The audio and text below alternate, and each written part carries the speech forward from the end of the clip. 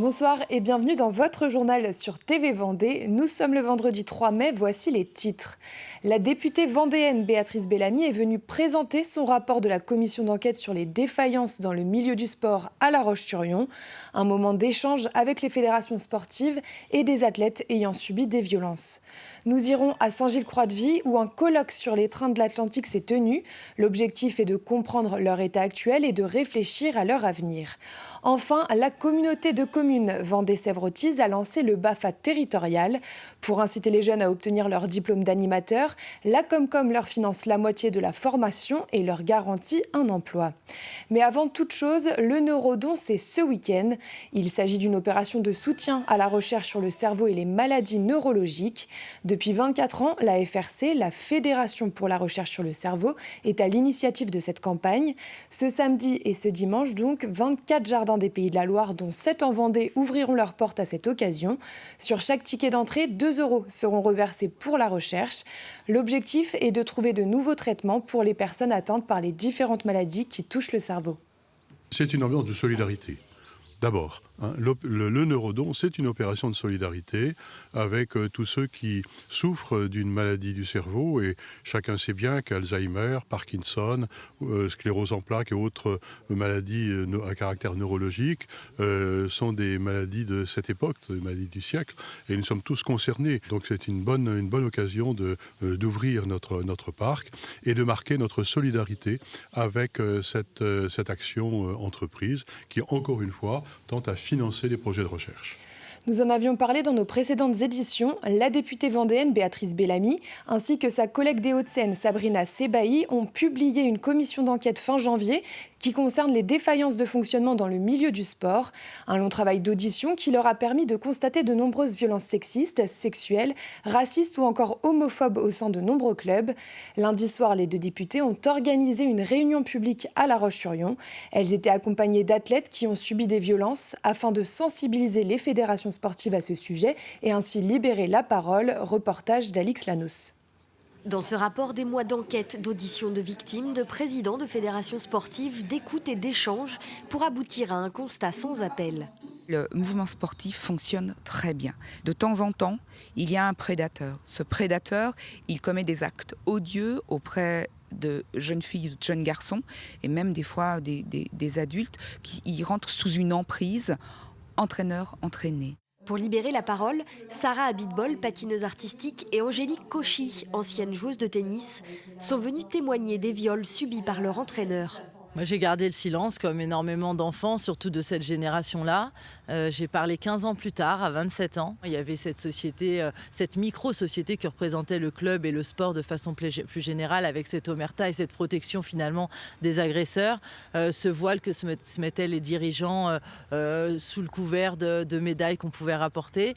Et puis après, il y avait aussi la peur de détruire ma famille, la peur de ne pas être cru. Il faut que tous, en tant que citoyens, en tant que témoins, passifs par le passé, on devienne des témoins actifs pour protéger les enfants. De cette commission d'enquête sont ressorties 60 préconisations comme la création d'une autorité administrative indépendante pour mener les enquêtes ou encore la stricte application du contrôle d'honorabilité des encadrants. L'urgence, c'est vraiment la formation et le contrôle. On s'est rendu compte, par exemple, que sur le contrôle de l'honorabilité, il y avait très peu de fédérations qui étaient totalement à jour de leur contrôle de l'honorabilité, alors que depuis 2005, c'est inscrit dans les textes. On ne contrôle pas les casiers judiciaires, alors que ça devrait être fait systématiquement. Et vous voyez bien que quand on commence la commission d'enquête, il y avait 42 fédérations qui n'étaient pas à jour du contrôle d'honorabilité. Donc ce contrôle, il est essentiel pour être sûr, pour rassurer aussi les familles sur le fait qu'on confie son enfant dans un endroit qui est safe. Un discours bien reçu par le public présent. Le président du club de volley de La Roche-sur-Yon, par exemple, compte bien redoubler de vigilance. Oui, sur la formation de tous nos encadrants surtout. Je pense qu'on n'est pas assez... Nous, on a beaucoup de jeunes qui passent par des centres de formation. Je pense que le temps concernant ces sujets n'est pas assez important. Comme lui, beaucoup de dirigeants de clubs sportifs du département étaient présents lors de cette réunion publique et ont ainsi pu être sensibilisés au sujet encore trop tabou des violences sexuelles dans le sport. Et nous l'avons appris aujourd'hui, Béatrice Bellamy a été élue vice-présidente de la commission d'enquête relative aux difficultés d'accès aux soins à l'hôpital public. Son rôle sera de dresser un état des lieux et de proposer des pistes de réflexion pour améliorer la situation. L'association Sud-Loire-Océan a organisé un colloque pendant 2 jours en partenariat avec l'association Rail et Histoire à Saint-Gilles-Croix-de-Vie. L'objectif était de dresser un état des lieux des lignes de train vendéennes pour réfléchir aux moyens de les améliorer. Sur les 2 lignes du département, certains axes sont menacés faute d'influence. Le travail de l'ASLO a déjà permis par le passé de sauver certaines lignes. Maintenant, aujourd'hui, la ligne la plus menacée, l'avenir pour lequel il y a des réflexions pour trouver les investissements suffisants pour assurer son avenir et sa modernisation, c'est la Roche-Thouars. Parce qu'il y a peu de trafic potentiel et puis qu'elle a été très négligée en entretien. Il y avait beaucoup de trafic fret qui a fortement diminué. La desserte est très faible, donc peu attractive. Et donc le maintien du train des plages, de Saumur au Sable d'Olonne, le maintien d'une desserte ferroviaire pour Chantonnay, Pouzauges, Bressuire et Thouars, et sur la Sellette. Elle était en voie de tranquille disparition. Donc en fait, on a plusieurs décennies. On a 30 à 40 ans de travail pour finalement arriver à la situation actuelle avec des trains qui roulent quand même sur une ligne à voie unique, qui est une antenne, qui finit par un petit terminus dans une petite ville, 140 km/h pour ces TER. C'est quelque chose d'absolument exceptionnel. Et c'est ça qui est intéressant, plusieurs décennies après, de revenir sur cette histoire et peut-être de l'amplifier en comparant cette ligne à d'autres qui sont aussi des antennes, qui mènent à des terminus au bord de la plage ou au bord des ports. Les vacances d'été approchent et comme chaque année, il faut des animateurs pour les centres de loisirs ou bien des colonies de vacances. Le territoire en manque et c'est donc tout naturellement que la communauté de communes Vendée-Sèvres-Authise a décidé de lancer un BAFA territorial. C'est une première. C'est simple, il finance une partie du diplôme des jeunes, il les forme et en échange, les futurs animateurs doivent travailler 2 saisons dans des structures du territoire. Un compromis qui fonctionne. Cyril Guillet a suivi la première partie de cette formation.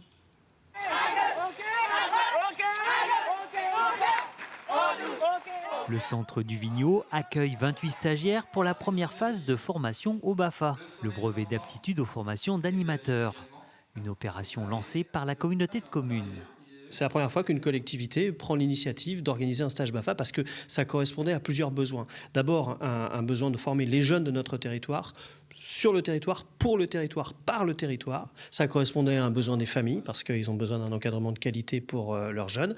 Et puis ça correspondait à un besoin de la collectivité d'avoir des jeunes sur lesquels on puisse compter pour encadrer nos structures d'enfance et de jeunesse. C'est ça qu'il faut garder en tête. Ça va là-dessus ? Car ici, comme ailleurs, les structures ont du mal à recruter des animateurs, une problématique qui se vérifie un peu partout en France. C'est de plus en plus compliqué. C'est venu progressivement, l'après-Covid beaucoup. Mais déjà, l'avant-Covid, on connaissait une petite baisse d'effectifs animateurs.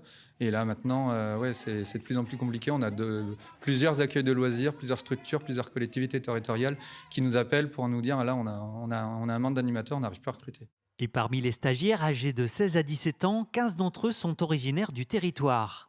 Et pour attirer ces jeunes, la moitié du coût de la formation est prise en charge par la collectivité.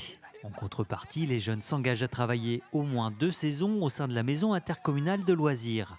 Une formation BAFA qui bénéficie parallèlement d'une plus-value territoriale. À la clé, il y a des postes dans l'encadrement, dans nos structures, mais aussi dans d'autres structures partenaires, puisque c'est un stage qu'on fait en partenariat avec le parc interrégional du Marais Poitevin. Et donc l'idée, c'est aussi que ces jeunes puissent pouvoir s'investir de manière plus globale dans l'animation territoriale. La communauté de communes Vendée-Sèvres-Authise souhaite à terme pérenniser ces formations afin de répondre au mieux aux besoins des professionnels du territoire.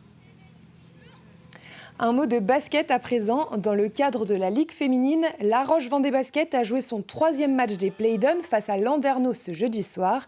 Les Tigresses, que vous pouvez voir en noir sur ces images, se sont fait dominer tout le match par les Bretonnes. Score final 70-42 pour Landerneau. Le prochain match aura lieu à Saint-Amand dimanche et les Lyonnaises n'ont plus le droit à l'erreur. On rappelle que sur les 4 équipes, celle qui arrivera dernière à l'issue des 6 matchs sera reléguée en LF2. Et chez les hommes, une défaite également hier soir. Challans jouait les 8e de finale retour des play-offs de National 1 face à Chartres. Les Vendéens se sont inclinés 91-63 et sont donc éliminés de la compétition puisque Chartres l'avait emporté au match aller à Challans. La saison est donc terminée pour le VCB. Mais ce soir, l'équipe des Sables d'Olonne, qui est déjà assurée de se maintenir en N1, joue son dernier match de la saison et ce sera face à Besançon. Toujours en sport, on revient sur la 8e édition du festival Melidance à La Roche-sur-Yon. C'était le week-end dernier, 3 jours consacrés à la danse avec au programme des stages, une soirée caritative et même un show. Cette année, plusieurs invités de marque, des danseurs de l'émission Danse avec les stars et Tatiana Seguin, une ancienne danseuse de Kylie Minogue. 500 personnes sont venues découvrir les différentes danses proposées et se réunir autour des mêmes valeurs.